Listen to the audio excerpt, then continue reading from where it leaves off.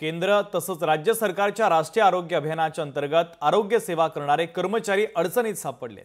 या कर्मचाऱ्यांचं वेतन तब्बल 3 महिन्यांपासून रखडलंय, त्यामुळे घर कसं चालवायचं अशा चिंतेत हे सगळे कर्मचारी आहे। या कर्मचाऱ्यांवर उदरनिर्वाह करण्यासाठी उसनवारी करण्याची वेळ आली आहे। या संदर्भातला लोकशाही मराठीचा हा खास रिपोर्ट आपण पाहूयात।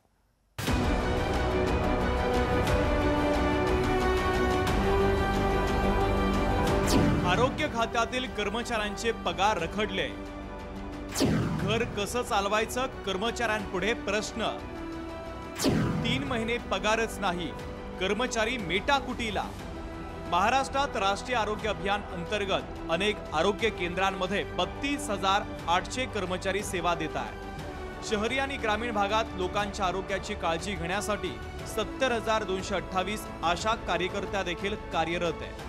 मात्र गेल्या 3 महिन्यांपासून त्यांना पगारच मिळालेला नाहीये। मागील 3 महिन्यांपासून फेब्रुवारी, मार्च आणि एप्रिल आता सध्याचं सुरू असलेलं या 3 महिन्यांचं आमचं वेतन अद्याप थकीत आहे, ते झालेलं नाही। सर्व कर्मचाऱ्यांची परिस्थिती अगदी चिंताजनक झालेली आहे। आर्थिक कोंडी शासनाने केलेली आहे। कर्मचाऱ्यांवर कुटुंबाची पूर्ण जबाबदारी असल्याने मागील 3 महिन्यापासून वेतन नसल्यामुळे सर्वांनाच खूप आर्थिक अडचणींना सामोरे जावे लागत आहे।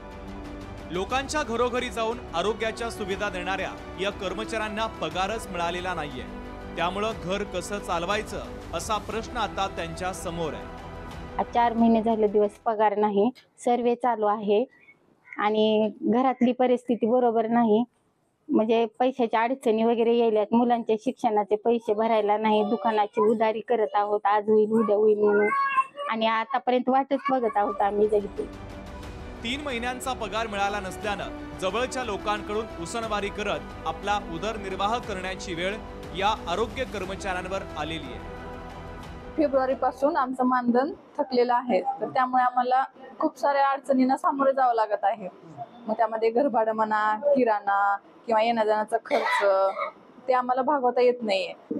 पगार न झाल्यामुळे आर्थिक अडचणी, रिक्षाचं पण याय जायचं, घरभाडं थकलेलं आहे, सगळ्या भरपूर अडचणी येत आहेत आम्हाला।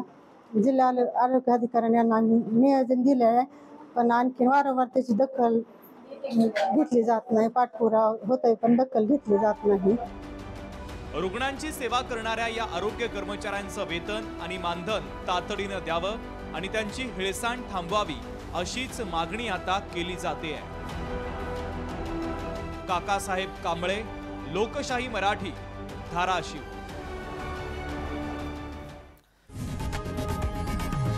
लोकशाही मराठी ऐका, पहा, जागरूक रहा।